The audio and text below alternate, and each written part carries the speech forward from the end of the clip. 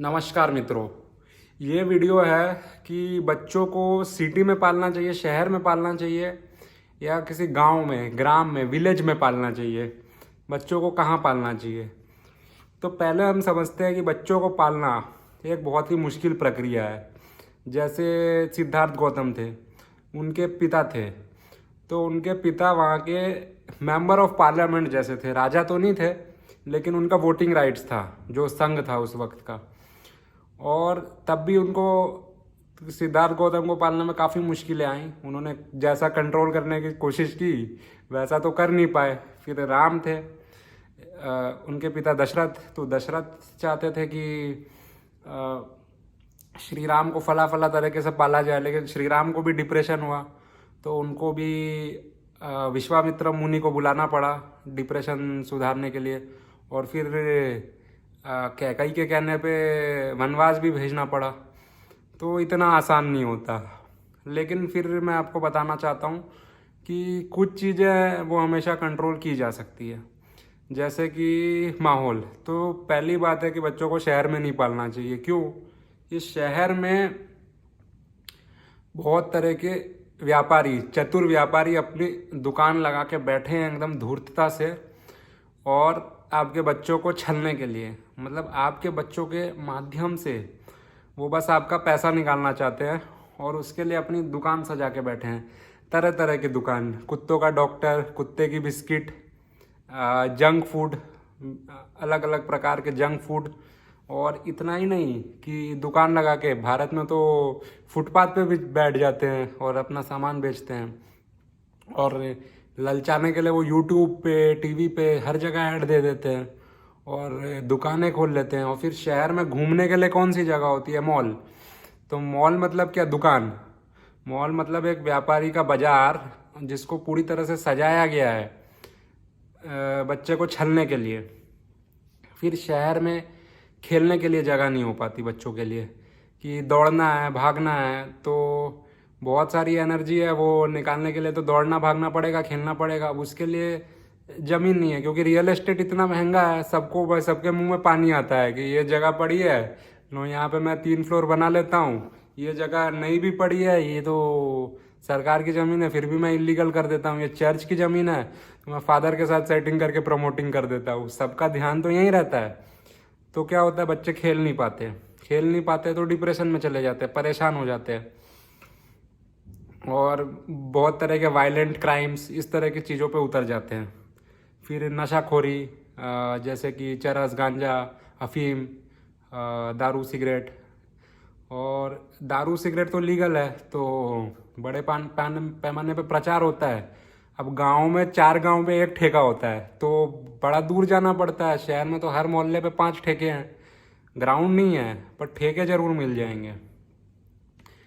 फिर शहर में क्या होता है? स्कूल। स्कूल बड़े लुटेरे होते हैं, और शहर में मतलब ज़मीन दिखाते हैं कि खेलने की ज़मीन देंगे, और इस बहाने से ठगते हैं। फिर आपको एनुअल कॉन्सर्ट में पार्टिसिपेट कीजिए, ये कीजिए, खाली हर चीज़ का पैसा लेंगे। एनुअल कॉन्सर्ट में फिर पेड़ बना देंगे लास्ट में। तो इस तरह से बहुत सारे व्यापारी है, और बहुत अलग अलग तरीके से वो ठगने के लिए बैठे हैं। अब बताता हूँ गांव में क्या एडवांटेज है। गांव में ज़मीन बहुत सस्ती है, खेत पड़े हैं, तो कोई भी बच्चा ऐसे जा रहा है, खेत में खेल रहा है, मतलब अभी फसल नहीं हुई पड़ी है। बहुत सारे खेत होते हैं जिसमें फसल नहीं, तो उसमें गाय भैंस चरती है, बच्चे खेलते हैं, कोई दिक्कत नहीं होती। फिर गांव में नेचर के करीब होता है बच्चा, तो रात को तारे देख पाता है। शहर में तो तारे दिखते नहीं है, वहाँ पे तो बस प्रदूषण होता है। तो तारे देख पाता है, उसको पता होता है कि तारे क्या है, मिल्की वे गैलेक्सी क्या है, ये सब वो देख पाता है। उसके बाद मंगल ग्रह भी देख पाता है। इस तरह से इन चीज़ों पे ध्यान देता है, तो उसका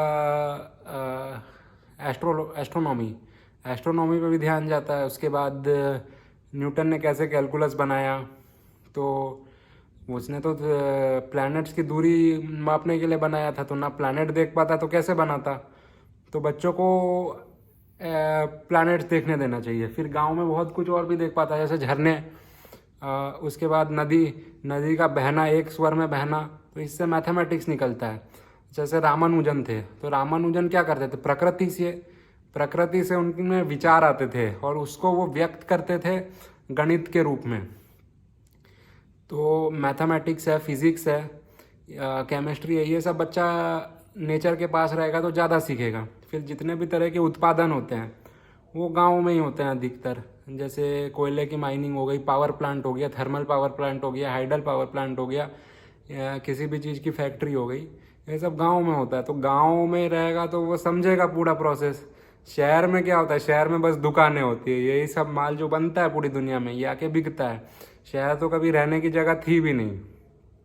अब शहर तो एक्सचेंज, प्लेस ऑफ एक्सचेंज जैसा था, जहाँ पे लोग आके बाज़ार में अपना सामान बेचते थे, वो शहर बन गए। तो गांव में रहना बेहतर है। गांव में रियल एस्टेट भी सस्ता है।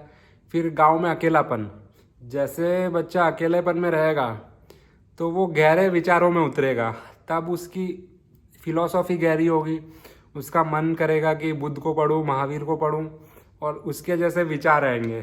तो जैसे बुद्ध, महावीर, श्री राम, कृष्णमूर्ति, जो भी है, जितने भी फिलोसोफर है, तो सोचिए कि उनके विचार है एक्स डैश वाई डैश।